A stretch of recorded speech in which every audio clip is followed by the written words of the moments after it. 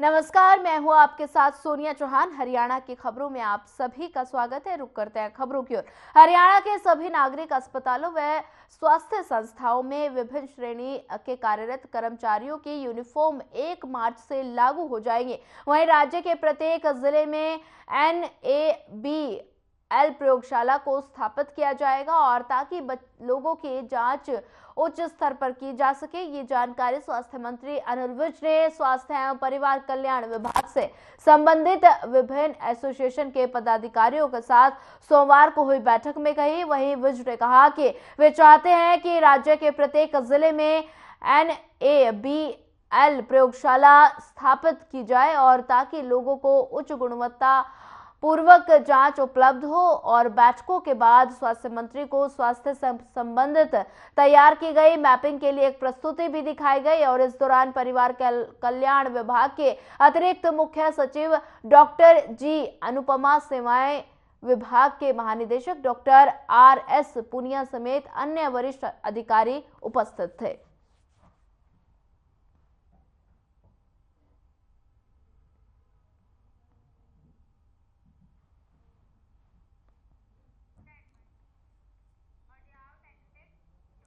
मुख्यमंत्री मनोहर लाल ने हरियाणा में जनसभा को संबोधित करते हुए कहा कि जल्द 60,000 के लगभग ग्रुप सी और ग्रुप डी के पद भरे जाएंगे। वहीं बता दें कि होगी ग्रुप सी के पदों पर भर्ती और उसके बाद ग्रुप डी के परिणामों को जारी किया जाएगा। वहीं मुख्यमंत्री मनोहर लाल ने कहा कि स्वच्छ शासन, प्रशासन, पारदर्शिता और अंतिम व्यक्ति को लाभ पहुंचाने के मुद्दे पर लोकसभा और विधानसभा चुनाव लड़ा जाएगा।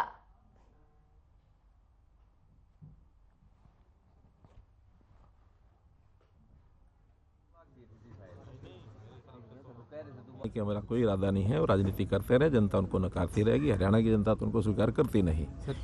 निश्चित रूप से स्वच्छ शासन, प्रशासन, पारदर्शिता और लोगों की, खास करके जो गरीब समाज है, जो वंचित समाज है, अंत्योदय के नाते से हमारी योजनाएं चल रही हैं, उसको प्राथमिकता तौर पर आगे बढ़ाएंगे कि हर व्यक्ति को मुख्य धारा में आने का अवसर मिले।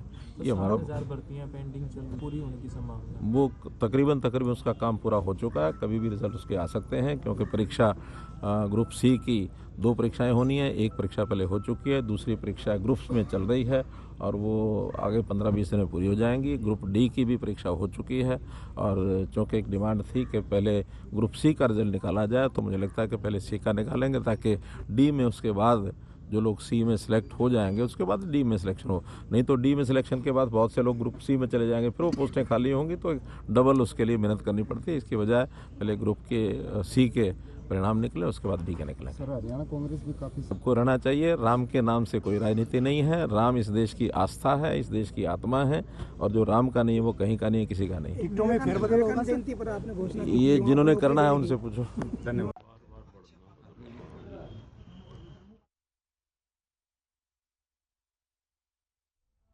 बढ़ते हैं अगली खबर की ओर। मुख्यमंत्री मनोहर लाल ने जनसंवाद कार्यक्रम किया। करनाल के 3 महीने बाद CTE बस सेवा शुरू की जाएगी। वहीं पानीपत में इसकी शुरुआत आज से की गई है। हरियाणा के CM मनोहर लाल ने कहा कि हरियाणा के हर जिले में बुजुर्गों के लिए वृद्ध सेवा आश्रम खोले जाएंगे। 50-50 बुजुर्गों के रहने की व्यवस्था होगी। करनाल में 3 महीने में CTE बस सेवा शुरू की जाएगी। गरीबों को मुख्यमंत्री आवास योजना के तहत प्रदेश में पहले चरण में 50,000 प्लॉट दिए जाएंगे। आवेदन के लिए 2 दिन बाद पोर्टल खोल दिया जाएगा।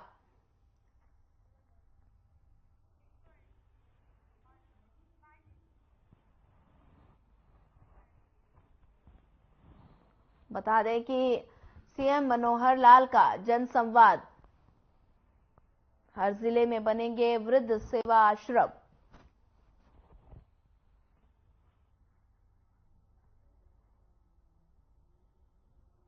करनाल की तस्वीरें हैं जहां पर CM मनोहर लाल का जनसंवाद हुआ और इस दौरान उन्होंने कहा कि हर जिले में वृद्ध सेवा आश्रम बनेंगे और 50-50 बुजुर्गों के रहने की व्यवस्था की जाएगी।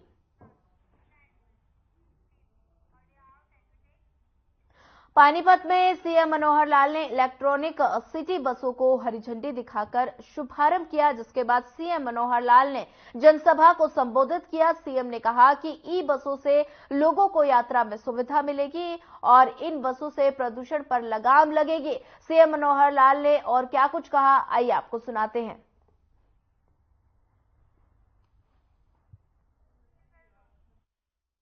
वास्तव में आज पानीपत में जब ये कार्यक्रम हो रहा है तो मुझे याद आ रहा है पानीपत ऐतिहासिक चीजों के लिए और एक प्रकार से अपना स्थान प्राप्त करता जा रहा है।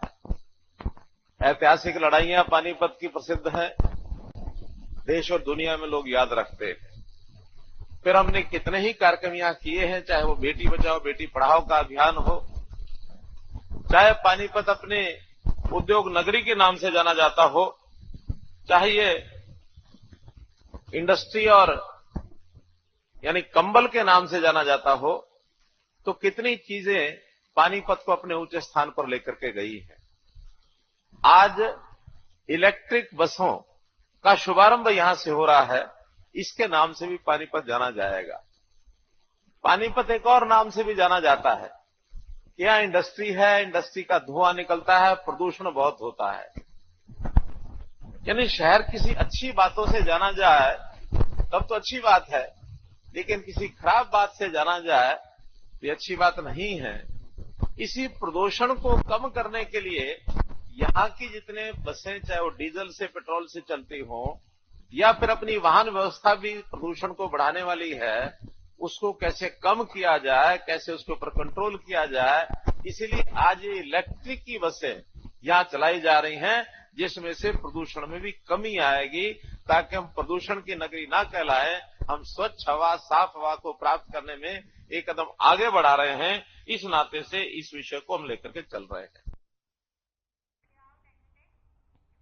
परिवहन मंत्री मूलचंद शर्मा ने यमुनानगर में 5 इलेक्ट्रॉनिक बसों की सौगात दी। उन्होंने कहा कि हरियाणा सरकार इलेक्ट्रॉनिक सेवा की शुरुआत प्रदेश के 9 शहरों में कर रही है। प्रदेश में 375 इलेक्ट्रॉनिक बसें खरीदी गई, जो कि प्रदूषण रहित।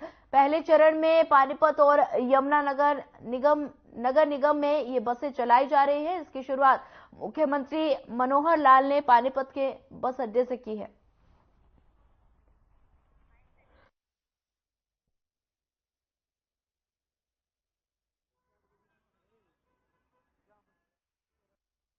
आज मैं प्रदेश के मुख्यमंत्री माननीय मनोहर लाल जी का धन्यवाद करूंगा। पूरे हरियाणा में जो इलेक्ट्रिकल बसों की शुरुआत की, जिसकी कभी कल्पना करा करते, वो आज वो धरातल पर उतारने काम किया। और पूरे हरियाणा में 375, पहले उसमें 375 बसों की शुरुआत, और आने वाले समय में मिनी बस और आने वाली हैं, जिससे क्या है कि शहर में नगर पालिका या छोटे छोटे कस्बों शहर में जिनकी शुरुआत होगी, और इससे क्या है कि पॉल्यूशन से मुक्ति मिलेगी।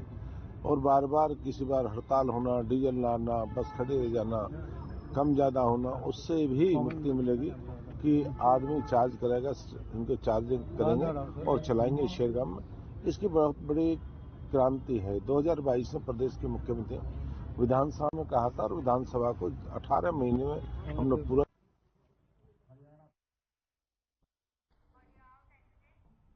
बढ़ते हैं अगली खबर की ओर। हरियाणा के गृह मंत्री अनिल विज ने अंबाला में पहले ही करोड़ों के विकास के झड़ी लगाई हुई है। बता दें, इसी कड़ी के चलते हरियाणा के गृह स्वास्थ्य अनिल विज ने लगभग 1.25 करोड़ की लागत से डिफेंस कॉलोनी कच्चे बांध रोड को पक्का करने का काम नारियल फोड़कर शिलान्यास किया, और इस दौरान भारी संख्या में लोग यहां मौजूद रहे।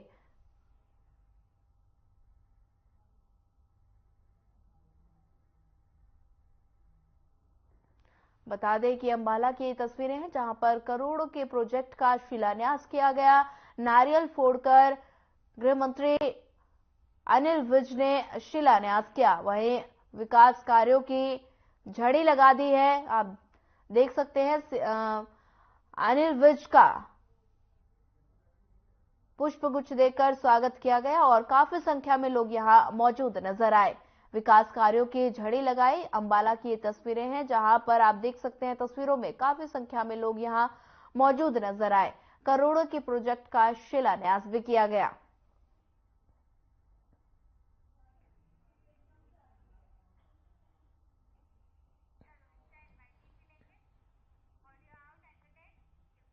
चंडीगढ़ में मुख्य सचिव संजीव कौशल ने विभागों के वरिष्ठ अधिकारियों के साथ बैठक की और इस दौरान उन्होंने कहा कि ग्रुप डी के 13,000 से अधिक पद कर्मचारी चयन आयोग की तरफ से भरे जाएंगे। बैठक में जिलों के अधिकारी वीडियो कॉन्फ्रेंसिंग के माध्यम से जुड़े। बता दें कि मुख्य सचिव ने विभिन्न विभागों के अधिकारियों को जिलों में कार्यरत ग्रुप डी के रिक्त पदों की संख्या को 3 दिन के अंदर पोर्टल पर अपलोड करने के निर्देश दिए और इस संबंध में मानव संसाधन विभाग के महानिदेशक को नियुक्ति प्राधिकारी मनोनीत किया गया।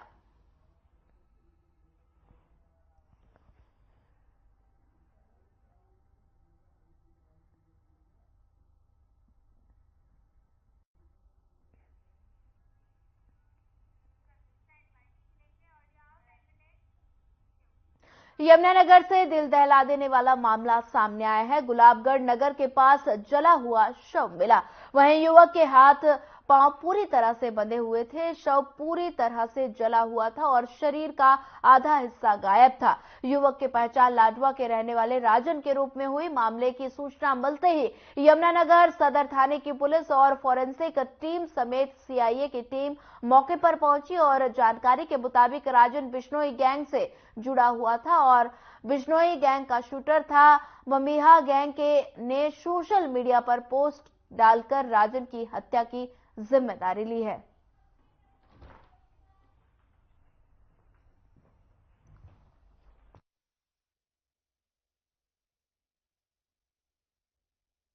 आज एक सूचना मिली थी कि अननोन डेड बॉडी यहाँ नहर के पास है। इसकी सूचना पाकर हम मौके पर आए थे। तो यहाँ पर इसकी शिनाख्त होगी। इसका नाम राजन वासी मेरा है, जिला कुरुक्षेत्र में पड़ता है। तो किस तरह जलाया गया, कुछ पता लग पाया सर? ये तो आपके सामने ही है। जलने का तो कह सकते कैसे जला गया, कैसे नहीं जलाया गया, लेकिन जला हुआ मिला है। क्या कोई वजह पता लगी है सर? अभी कोई वजह पता नहीं लगी है। डेड बॉडी के पास से क्या रिकवर हुआ? ये तो 30 का पहलू है, मैं बाद में बताऊंगा। ये मैं बता सकता हूँ। मेरी मासी का बेटा था सर, राजन नाम था। अच्छा, आज क्या हुआ, कब आपको पता लगा, क्या पता लगा? हमें तो ये पता चला था सर कि एसएचओ साहब का फोन आया था कि यहाँ पे एक डेड बॉडी पड़ी है, शायद राजन के आके शिनाख्त कर लो। अच्छा जी, शिनाख्त में राजन पाया गया? जी सर। तो क्या कोई घर से लापता था? जी सर, 1 साल से ये तकरीबन घर से बाहर ही था, घर नहीं आता। वजह क्या थी सर लापता करते? सर पता नहीं, इनका आपस का मैटर है जो भी है। सर ये शादीशुदा है? शादीशुदा मैरिड है सर। कितने बच्चे हैं सर? एक बेटा सर इसका। तो सिर्फ फेस ही थोड़ा बहुत। बढ़ते हैं अगली खबर की ओर। 10वां अंतर्राष्ट्रीय हिंदी अधिवेशन को भारतीय उच्चायोग दुबई के सभागार में धूमधाम से मनाया गया, जिसमें बता दें देश विदेश के भारतीय प्रवासी एवं भारत के 26 राज्यों के 150 प्रतिनिधियों ने हिस्सा लिया। वहीं समारोह के मुख्य अतिथि दुबई के भारतीय काउंसुलेट की देखरेख में संपन्न हुआ। मीना चौधरी ने बता दें कि भाषा सहोदरी सम्मान से सम्मानित किया गया।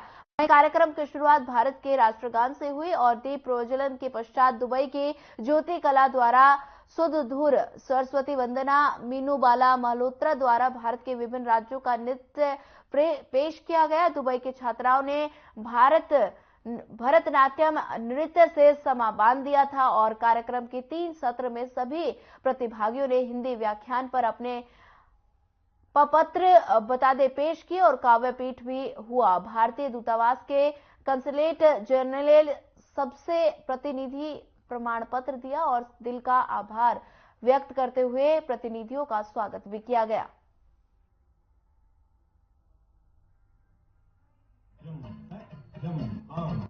रस रविता कविता है, संवेदनाओं की यह भाषा है, संवेदनाओं की यह भाषा है, कभी आह की परिभाषा है, निशा में कराहती पीड़िता है, निशा में कराहती पीड़िता है, यही करुणा कविता है। क्रांति की यह ज्वाला है, क्रांति की यह ज्वाला है, सुसपनों की मधुशाला है, नवयुग की चित्रशाला है, शब्दों की मणिमाला है, नवरस की तरंगिता है, युग युग की यह कविता है। रक्त की यह लाली है, रक्त की यह लाली है, मधुरस की प्याली है, मातृ हृदय की ममता है, सप्त स्वरों की समता है, कवि वाल्मीकि की धनिता है। कवि वाल्मीकि की धनिता है, चिर शाश्वत यह कविता है।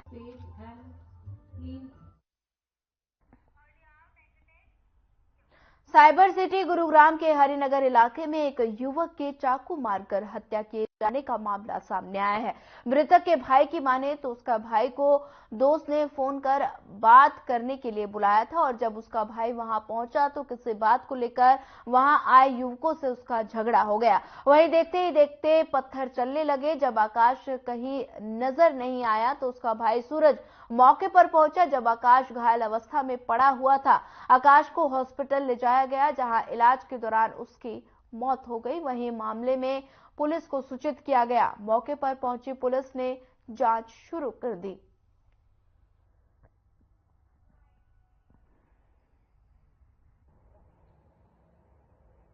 सूरज क्या हुआ? सब शाम तक हम 5:30 हम क्रिकेट खेल के आए थे। फिर 6 बजे के समथिंग प्रथम का फोन आया आकाश के पास कि आकाश भाई आ जाओ, कृष्णा से बात करनी है। ठीक है, तो हम ये गया आज, तो ये गया 6 बजे। उसके बाद मुझे पापा ने वो रोक लिया था उस टाइम पीएफ वगैरह करने के लिए, तो मैं 5-6 मिनट बाद पीछे से गया। तो जब मैं लेट पहुंचा तो वहां देखा तो ईंटें वींटें जो होती है ना, वो बरसा रहे थे सबके ऊपर, तो सब भाग के एक साइड हो गए। मैं जब वहां गया मैंने देखा मेरा भाई नहीं है। फिर मैं दोबारा जब गया तो देख रहा हूँ स्टेज पे पड़ा हुआ। कहाँ पे हुआ था यार ये? फरीदाबाद में चोरों के हौसले लगातार बुलंद होते नजर आ रहे हैं। एक तरफ पुलिस लोगों को जागरूक कर रही है तो वहीं दूसरी तरफ चोरी के मामले लगातार बढ़ते जा रहे हैं। इसी कड़ी में पुलिस के कड़ी मशक्कत के बाद एक आरोपी को फरीदाबाद से गिरफ्तार किया गया और इसके साथ 2 आरोपियों को उत्तर प्रदेश के रघुपुरा से गिरफ्तार किया गया। बता दें कि वाहन चोर गैंग के कुल 4 आरोपियों को गिरफ्तार किया गया और इस मामले में एक इको और एक ऑल्टो और 2 वैगनार गाड़ी बरामद की गई, जिसकी जानकारी एसीपी अमन यादव ने प्रेस वार्ता के जरिए दी। उन्होंने कहा कि आरोपी गाड़ियों की चोरी करने के बाद अपने दोस्त के गैराज में गाड़ी का नंबर चेंज करने का काम करते थे।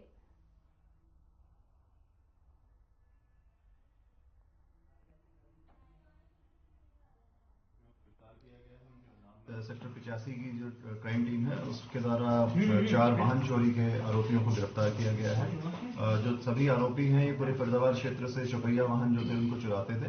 देवेंद्र और अनिल नाम के 2 चोर हैं जिनने यहाँ से फरीदाबाद से गाड़ियां चुराई तथा उससे आगे वो यामीन और अब्दुल रहमान नाम के हैंडलर थे जिनको यूपी में ये गाड़ियां सप्लाई कर देते थे। सभी आरोपियों को गिरफ्तार कर लिया गया है। 4 गाड़ियां जो है, एक ऑल्टो, 2 वैगनार और एक इको गाड़ी बरामद कर ली गई है। इन्हीं आरोपियों के द्वारा फरीदाबाद में 22 और चौपहिया वाहन चुराए गए हैं जिनको ड्यूरिंग पुलिस रिमांड उस बारे में पूछताछ की जाएगी तथा उन सभी वाहनों को बरामद किया जाएगा तथा आरोपियों को उन मुकदमों में भी गिरफ्तार किया। आरोपी कैसे आए पुलिस के गिरफ्त में? आरोपियों के ऊपर लगातार सूचना मिल रही थी कि फरीदाबाद में इस तरीके की वाहन चोरी की जो घटनाएं हैं वो बढ़ी है। तो पुलिस ने जो अपने सोर्सेज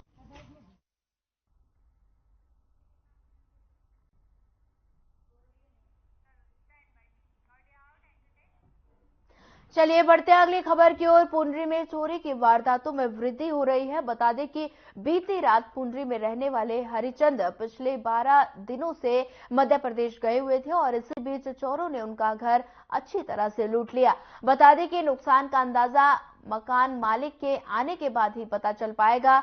पड़ोस में रहने वाले प्रीतम सिंह ने बताया कि सुबह जब वे लगभग 7 बजे घर से बाहर निकले तो मेन गेट से ताला गायब था, जिसके बाद पड़ोसियों ने पुलिस को शिकायत दी और चौकी से मौके पर पहुंचे एएसआई सुखबीर ने कहा कि हमें वारदात स्थल की जांच कर ली है।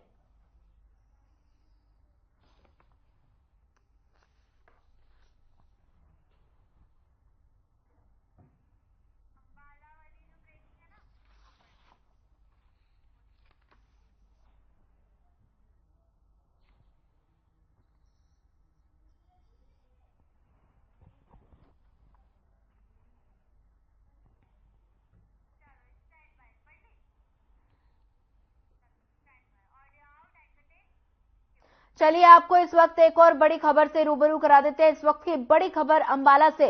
धुंध की सफेद चादर में छिपा नजर आया अंबाला। बड़ी खबर है, जानकारी आपको दे रहे हैं इस वक्त की अंबाला से।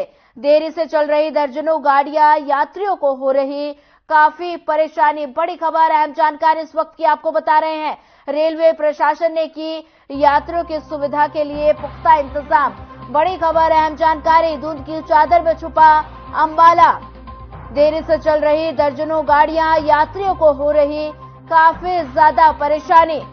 रेलवे प्रशासन ने किए यात्रियों की सुविधा के लिए पुख्ता इंतजाम। बड़ी खबर, अहम जानकारी इस वक्त की आपको दे रहे हैं अंबाला से। धुंध की सफेद चादर में छुपा अंबाला। देरी से चल रही दर्जन गाड़ियां, वहीं बता दें यात्रियों को हो रही काफी ज्यादा परेशानी। रेलवे प्रशासन ने किए यात्रियों की सुविधा के लिए पुख्ता इंतजाम। बड़ी खबर, अहम जानकारी इस वक्त की आपको दे रहे हैं अंबाला से। धुंध की सफेद चादर में छुपा अंबाला। देरी से चल रही दर्जन गाड़ियां, यात्रियों को हो रही काफी ज्यादा परेशानी। रेलवे प्रशासन ने किए यात्रियों के लिए सुविधा के पुख्ता इंतजाम। बड़ी खबर, अहम जानकारी इस वक्त की आपको दे रहे हैं अंबाला से। धुंध की चादर में छुपा अंबाला। देरी से चल रही दर्जनों गाड़ियां, यात्रियों को हो रही काफी ज्यादा परेशानी।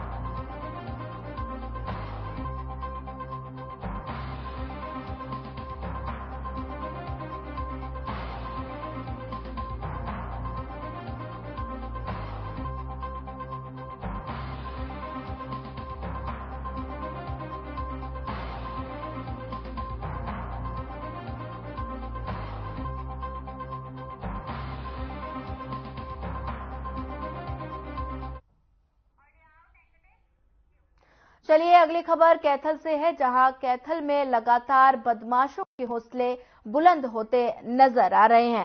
कैथल शहर के शक्तिनगर में अटल सेवा केंद्र संचालक पर गोली चलाए जाने का मामला सामने आया है। बता दें कि पीड़ित अपने केंद्र में बैठकर काम करता था, तभी बाहर से आए नकाबपोश व्यक्ति ने गोली चला दी। गोली चलने के बाद पीड़ित 38 वर्षीय राकेश घायल हो गया और घटना के बाद शहर थाना की पुलिस मौके पर पहुंची, जहां वारदात को अपने संज्ञान में लेकर कार्रवाई शुरू कर दी।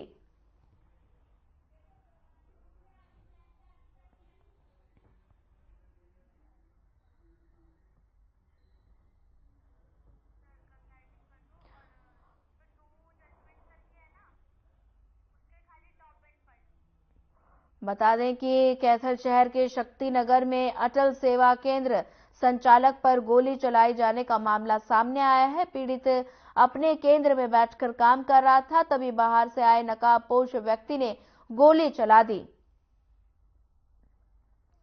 गोली चलने के बाद पीड़ित 38 वर्षीय राकेश घायल हो गया। घटना के बाद शहर थाना की पुलिस मौके पर पहुंची और वारदात को अपने संज्ञान में लेकर कार्रवाई शुरू कर दी।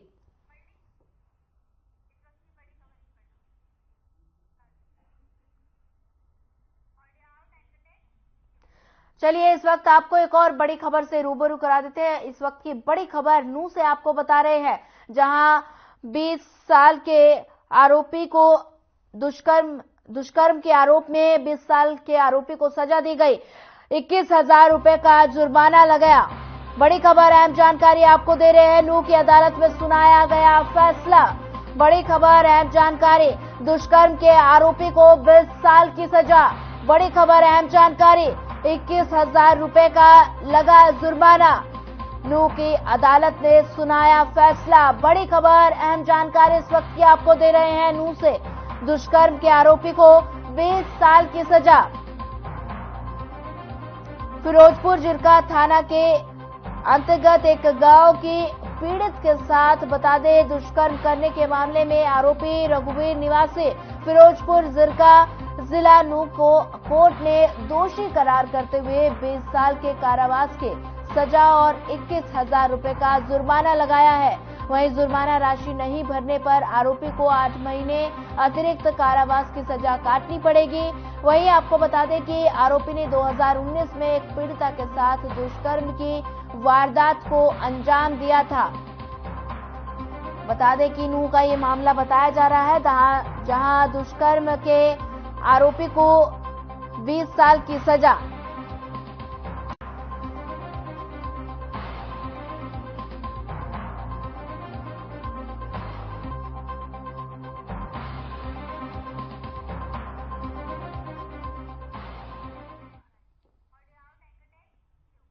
चलिए बढ़ते हैं अगली खबर की ओर। अगली खबर चरखी दादरी से है, जहां बता दें कि ब्रह्मा कुमारी सेवा केंद्र कादमा में पुलिस अधीक्षक नीतिका गहलोत ने ब्रह्मा कुमारी के मेडिकल विंग और भारत सरकार द्वारा चलाए जा रहे नशा मुक्ति भारत अभियान के अंतर्गत मेरा गांव नशा मुक्त अभियान का झंडी दिखाकर शुभारंभ किया।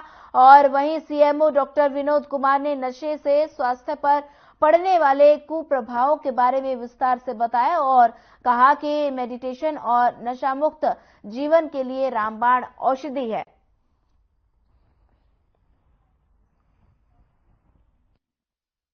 देखिए, आज हम कादमा में ब्रह्म कुमारी सेंटर में आए हैं और यहाँ पे सभी ने, सिस्टर्स ने और गांव के जो मौजूद व्यक्ति हैं, सरपंच हैं, उन्होंने बहुत ही अच्छा एक कदम उठाया है। यहाँ से नशा मुक्ति अभियान की शुरुआत करी है और यहाँ से एक रथ जो कि अवेयरनेस क्रिएट करेगा, लोगों को अच्छे गुण सिखाएगा, अध्यात्म की तरफ लेके जाएगा और नशे को छुड़वाने का काम करेगा। इस रथ यात्रा की इन्होंने शुरुआत करी है। मेरी बहुत शुभकामनाएं सिस्टर्स, सभी सिस्टर्स को, स्पेशली वसुधा सिस्टर को और सभी सिस्टर्स को और यहाँ गांव के सभी लोगों को कि इतनी अच्छी इन्होंने शुरुआत करी है। फिलहाल इस बुलेटिन में इतना ही। ज्यादा खबरों के लिए बने रहिए हमारे साथ। नमस्कार।